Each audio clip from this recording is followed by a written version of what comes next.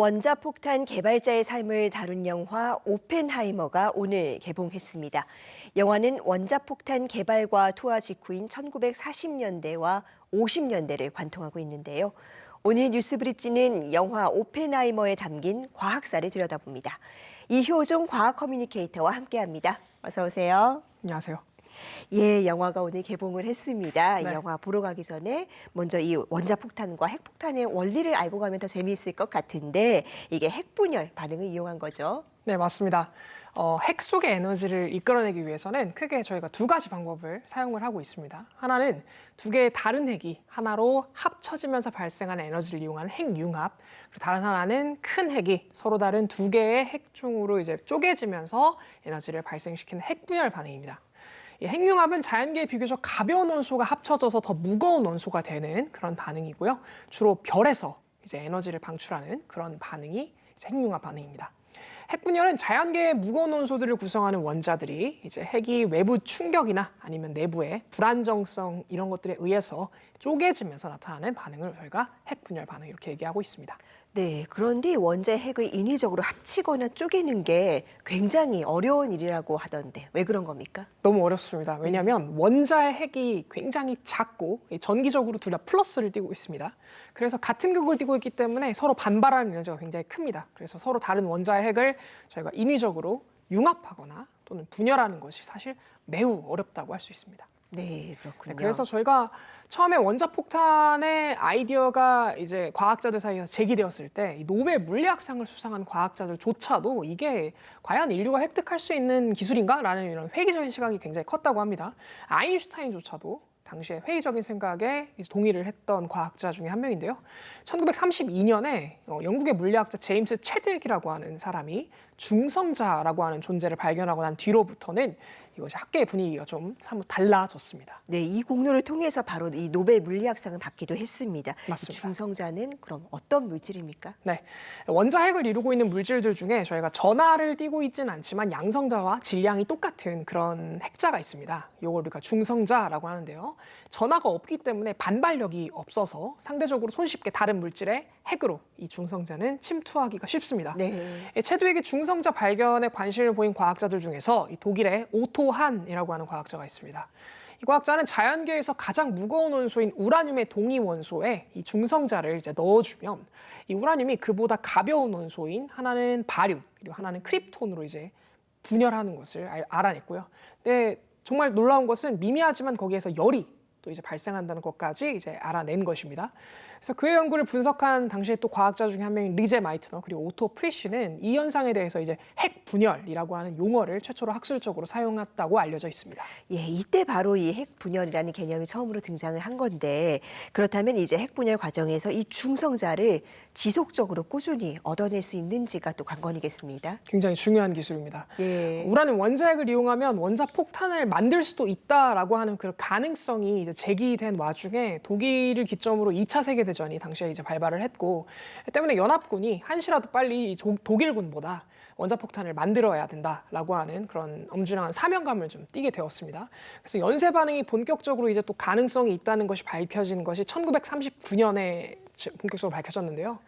몇몇 원소들 중에서는 핵분열 반응이 진행되는 동안에 자기만 쪼개지는 게 아니라 주변에다가 중성자 파편을 방출해서 다른 핵종에 중성자를 넣어주는 그런 원소가 존재한다는 것이 이제 밝혀지게 되었습니다. 이게 바로 이제 우리가 잘 알고 있는 그 우라늄 235번이라고 하는 동위 원소죠.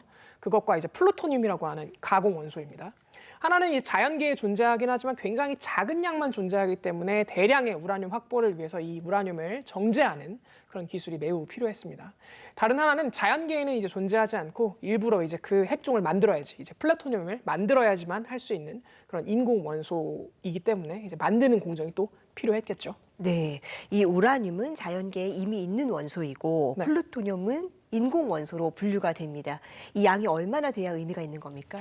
굉장히 의미 있는 숫자일 텐데요. 이 물이 100도씨에 도달한 순간 확 끓어오지 않습니까? 네. 마찬가지로 이 핵분열 반응도 그 모이면 이제 그것이 순식간에 폭발을 일으키게 되는 연소의 반응을 일으키게 될 텐데 그 질량을 저희가 인계 질량이라고 합니다. 그래서 우라늄이랑 플루토늄이 정확하게 이렇게 얼마가 모여야 되는지 이제 과학자들이 좀 계산을 해봤는데요. 이 폭탄으로 쓰기 위해서는 이 계산이 1940년 3월에 오토 프리슈 그리고 루돌프 파이얼스에서 계산 결과가 좀 제시가 됐습니다. 그들의 계산 결과가 좀 매우 이제 놀라운 수치였죠. 네, 어떤 결과였습니까? 5kg만 있으면 된다 합니다. 아, 그렇습니까? 그래서 5kg만 모으면 지금껏 그 어떤 물질도 비교할 수 없는 아주 강력한 폭탄이 만들어진다라고 하는 내용이 이제 밝혀진 것이죠. 이것이 이제 영국의 저명한 물리학자인 G.P. 톰슨 그리고 제임스 체드윅 등으로 이루어진 원자폭탄 제조위원회가 있었습니다. 마우드라고 하는 이름을 가지고 있었는데요. 네. 여기에 이제 그 내용이 전달이 됩니다.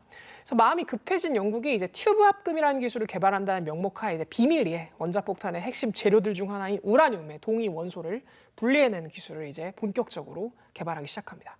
네, 그런데 이 전쟁 상황 속에서 유럽이 이 연구를 감당하기에는 리스크도 너무 크고 비용 부담도 있었을 것 같은데 네. 어땠습니까? 맞습니다.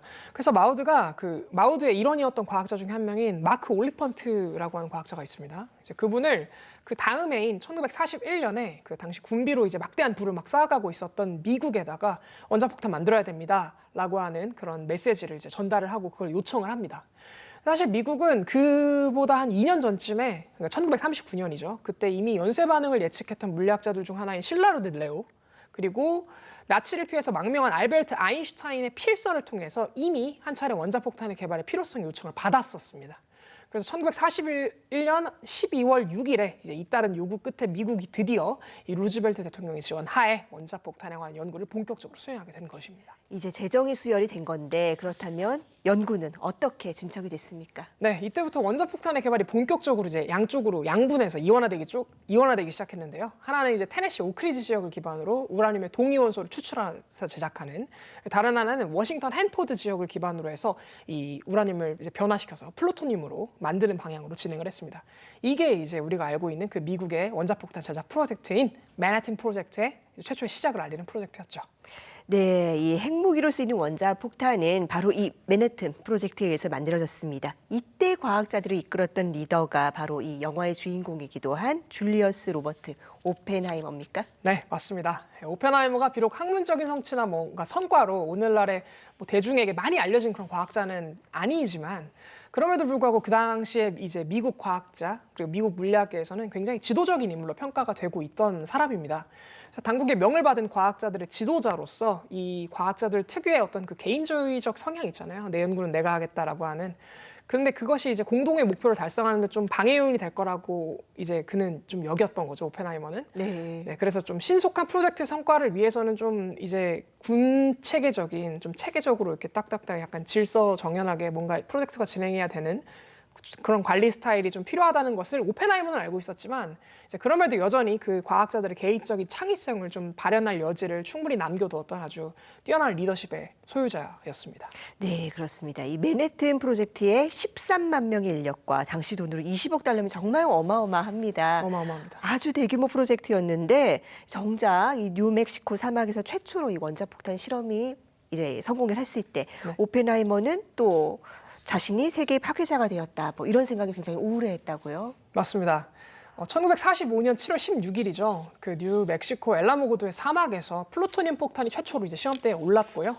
그래서 플루토늄 폭탄의 메인 설계에 참여했던 당시에 이제 말씀드렸던 파이에르스, 아까 저희 마우드에 소속돼 있었던 과학자였죠. 그를 포함해서 영국의 물리학자들이 이 새로운 설계가 제대로 작동할 수 있을까에 대한 염려 반, 그리고 핵 에너지를 끄집어내는 폭탄을 만든다는 것이 사실 얼마나 위험한 폭탄을 만드는 것인가라고 하는 걱정 반의 심경으로 이제 폭발 실험을 함께 지켜봤다고 합니다. 당연히 오펜하이머도 있었죠.